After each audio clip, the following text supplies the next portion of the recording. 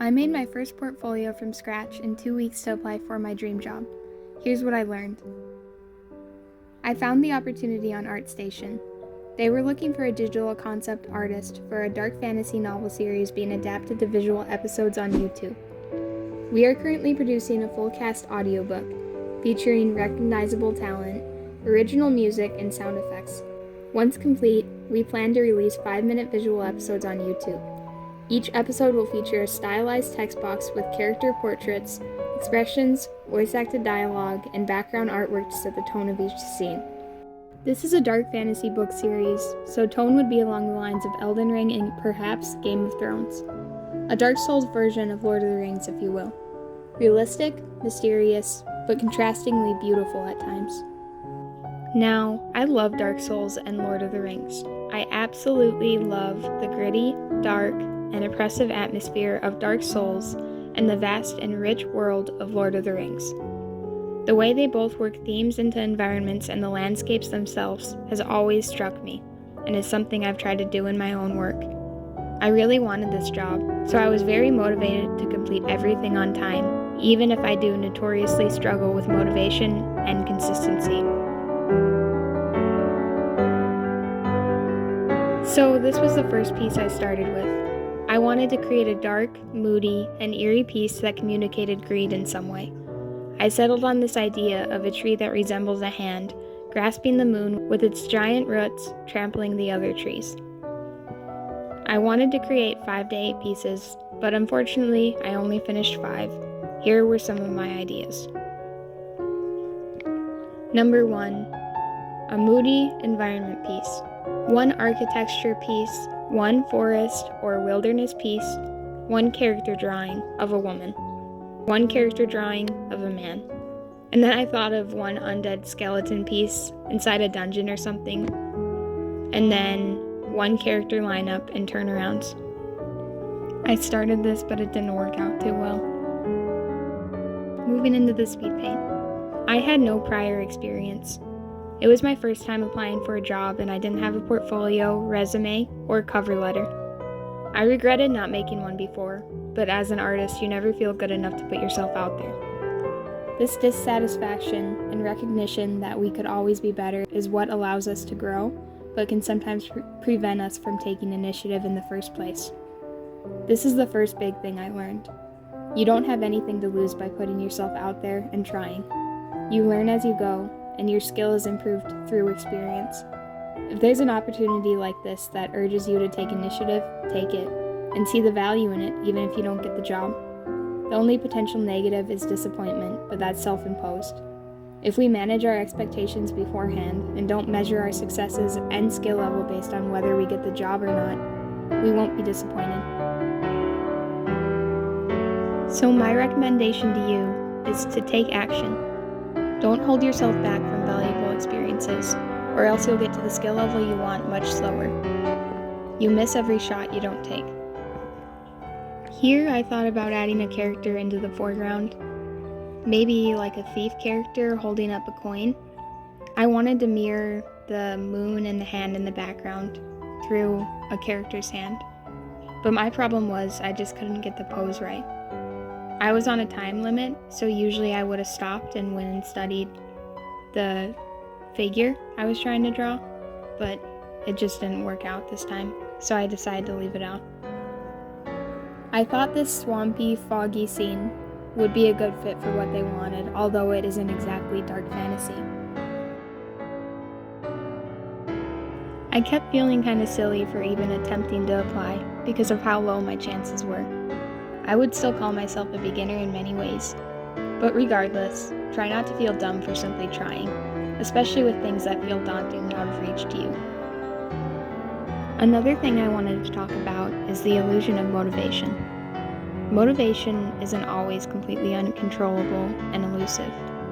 It's fed by consistency and schedule. The more you draw, the more you want to draw. So take that first step. Create a routine, even if that means drawing 20 minutes a day or 15 minutes every other day. Often this will naturally progress, and you'll find yourself wanting to draw longer and more often. It revives that creativity in you. But more about this in another video. overall, I just found this to be a great way to establish your routine.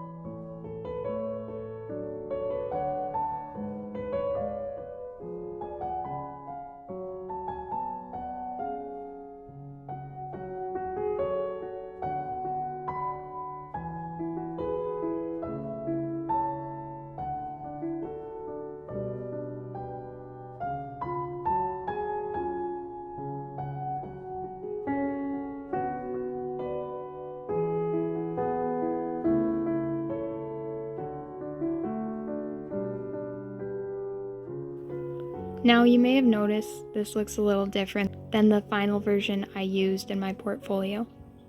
After this drawing is where I switched to a new drawing tablet and program. Once I was finishing up and adding the final touches to my portfolio, I came back to this piece and I corrected it in Krita. So this is the final version. I decided to do a crescent moon because in the portfolio it looked too much like this sun in the other drawing. So I wanted to create a little bit of diversity. But if I would have changed the composition a lot more, this wouldn't have been a problem. So this is yet another mistake. Just as I mentioned before, I switched to a new software called Krita, and I didn't know how the speed paint feature worked. I was used to the record function on IBIS Paint, where I could export it later and it would automatically record the speed paint. This wasn't the case. You have to click record first, and I only found this out when I went to make this video. However, for my final piece, I was running out of time, so I decided to use an older drawing and just revise it later in Krita. This means I do have the older unrevised speed paint that I'm using here.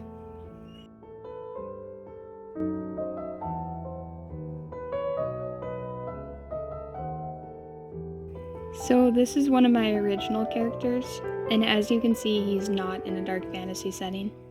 I did use muted and dark colors in it, so I thought it still was enough.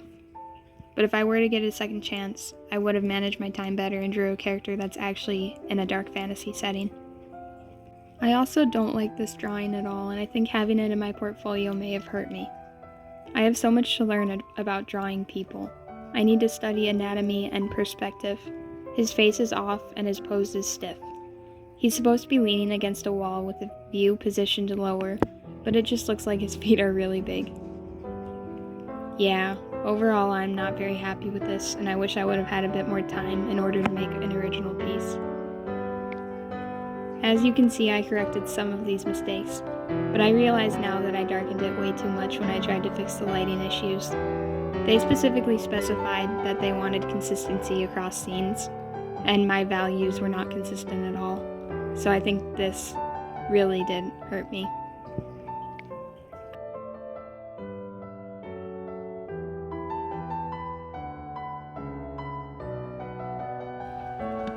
So this is the second one I made, and the very first thing I've ever made on Krita. Overall, I do think this was the strongest one I made because I spent the most time on it and was taking my time getting to know the software. I think the values were right, especially with the strong foreground. The main thing that bothers me is how this staircase here does not line up with the entryway. I wanted it to curve, but I didn't start adding that curve soon enough. So it was just kind of silly, and I think the composition got off because of that. But overall, this was a fun one to do. Now, this second one was more so something I just really wanted to do, and not something that the portfolio needed. While I was drawing, I listened to Blood Meridian, and I really wanted to make a scene from the book because it has so many like descriptive scenes that put these images in your head and you just want to put them out on paper and put them out there right away. And then this one is when I really started running out of time, because this is a remake of one I've done before, so I actually took the similar values I tried to use in that one and repainted over it and redid it entirely. And if you look on my channel, there's actually my old video where I made this like 2 years ago, and this was the remade version.